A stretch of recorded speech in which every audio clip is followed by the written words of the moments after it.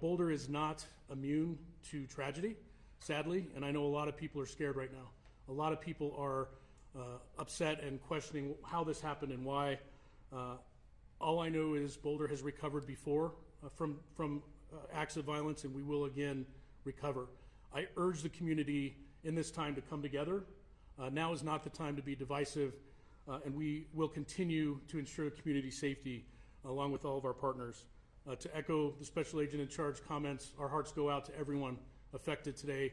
Here and in Colorado, we understand that this has a ripple effect in many communities, and we are continuing to stand with and support the victims affected today by this attack.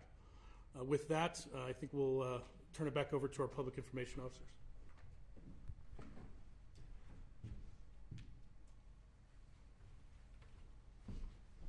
We've got time for a few questions. I'll call on some folks. Vicki, I have a question for Special Agent McCulloch. Is there any information that could indicate that this individual that is in custody is linked to a greater network or any particular group?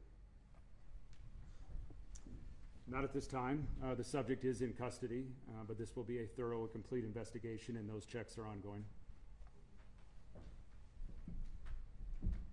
Colleen? Could you please tell us the spelling of this suspect's name and what custody he's in? Is he going to face federal charges or state charges? What's next for him? Got it in there.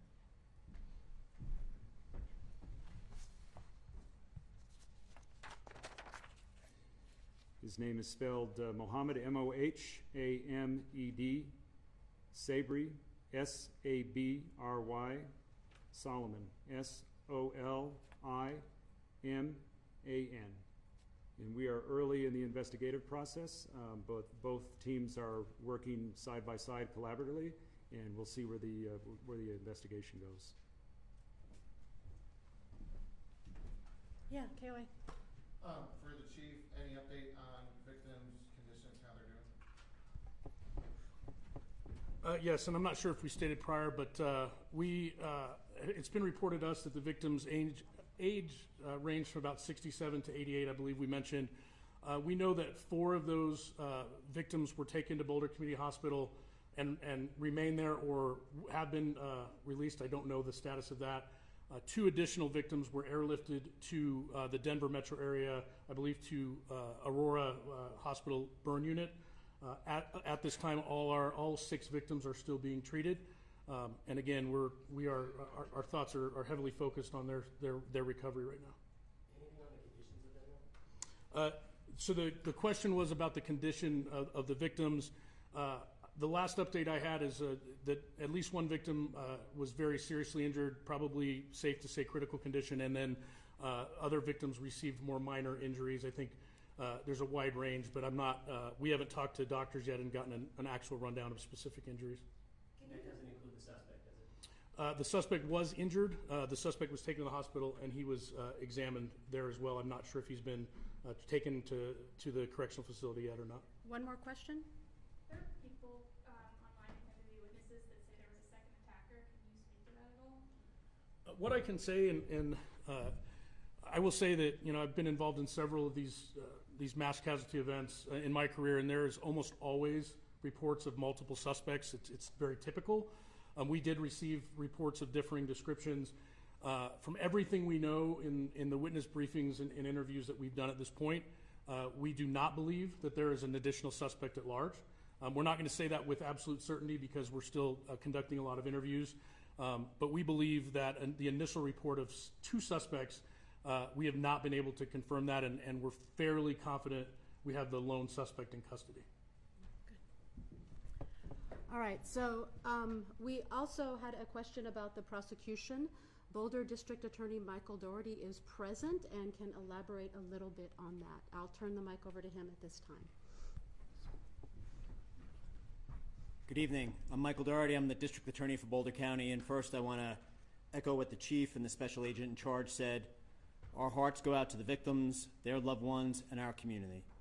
I also want to recognize the community members who responded and tried to render aid in the moments after this horrific attack took place, as well as who helped law enforcement, which acted with great courage in apprehending the suspect who is now in custody. I will emphasize that we're in the very early stages here, but the response by federal, state, and local officials is underway, and I greatly appreciate the work of the Federal Bureau of Investigation. There are many agents. We have the Colorado State Patrol here, Boulder County Sheriff's Office, and of course the Boulder Police Department. They are working hand in hand to ensure that we secure all the evidence, all the information, and all the witness statements we need to hold the attacker fully accountable. That is my promise, to hold the attacker fully accountable. The U.S. Attorney's Office and my office have a strong working relationship. We've worked on cases in the past. And as you know, when it's a mass attack, whether it be King Soopers, Club Q, Planned Parenthood, the list goes on, and unfortunately and tragically, that list is too long for the state of Colorado. But from those experiences, we have forged really strong working relationships and ensuring that we do everything possible, everything we can do and need to do to secure justice for the victims, their family members, and the Boulder community, as well as the state of Colorado. So we're in close communication with the U.S. Attorney's Office. The U.S. Attorney and I just spoke on the phone again now, and in the coming days, decisions will be made about what charges to file and where. There's a couple different options, but what I would stress now, most importantly, is we are fully united 100% in making sure the charges we bring hold the attacker fully accountable. Thank you very much. All right, thank you all for coming. The Boulder Police Department and the FBI will summarize some of what was said at this news conference, and we'll have a news release we'll put out on our social media accounts later this evening. We don't anticipate another press conference tonight. Thank you.